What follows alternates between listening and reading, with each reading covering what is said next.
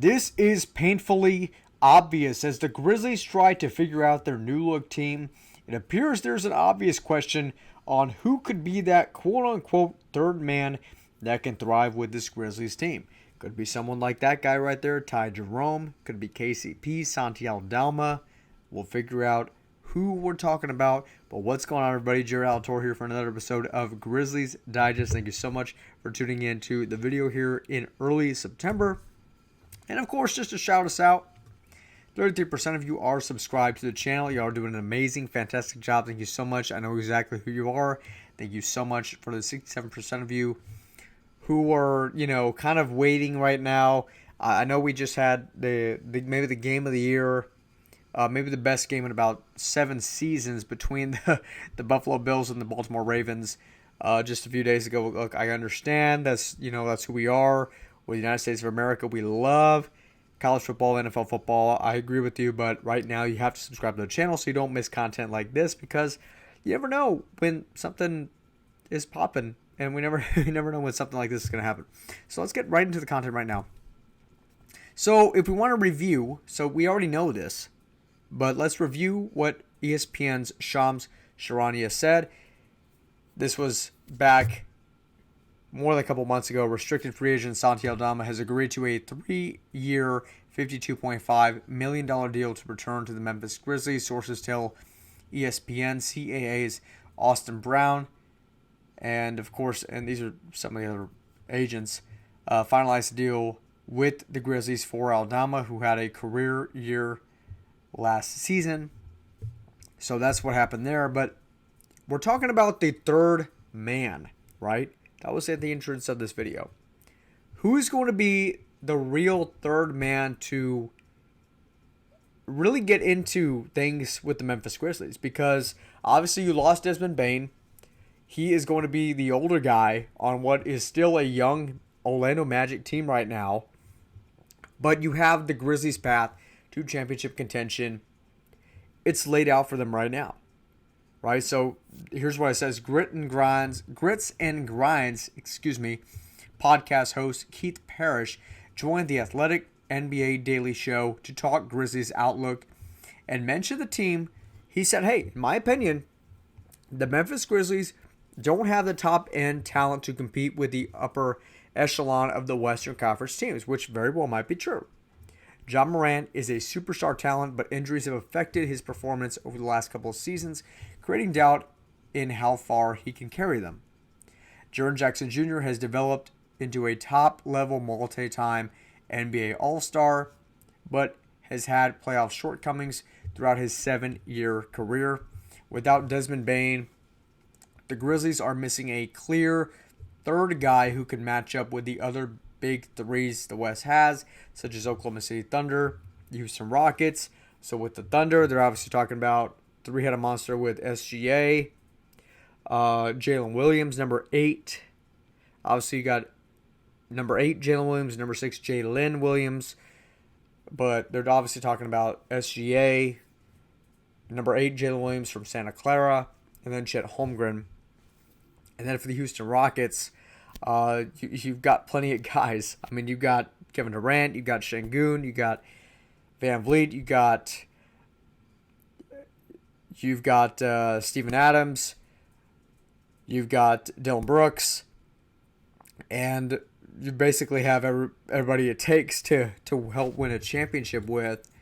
So you have also the Dallas Mavericks, who are going to be without Kyrie Irving for at least until early 2026. But you've got Cooper Flagg, one of the most hyped 18-year-olds as should be, along with Anthony Davis.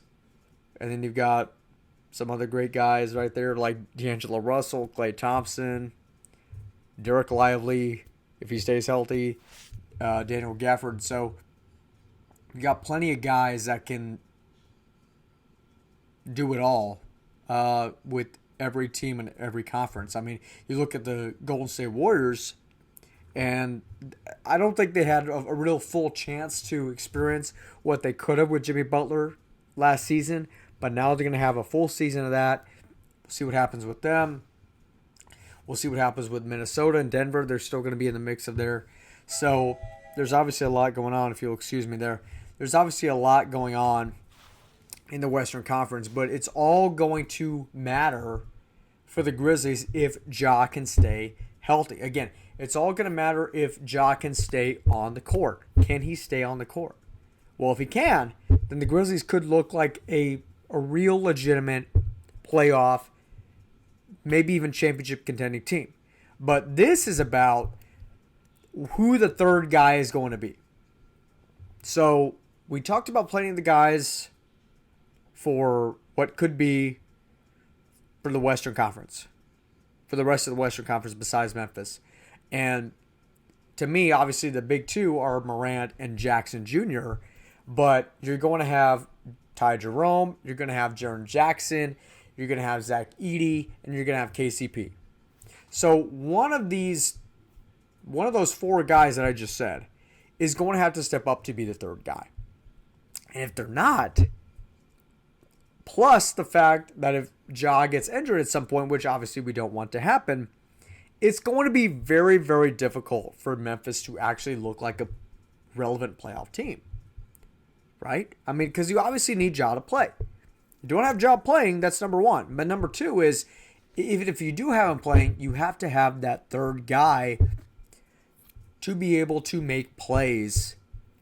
Again, Jerome just came off his best season. Some guy from I think it was some video that I did from like a month ago, where they said, oh, well, Jerome just kind of had a fluke here, and that they didn't realize that he was going to be a big part of the Memphis Grizzlies offense. They thought that he was going to be some fluke for Memphis as well. I was like, well, he was not some fluke for Cleveland. He had some of his best numbers, his best shooting. He was one of the best shooters in the NBA last season.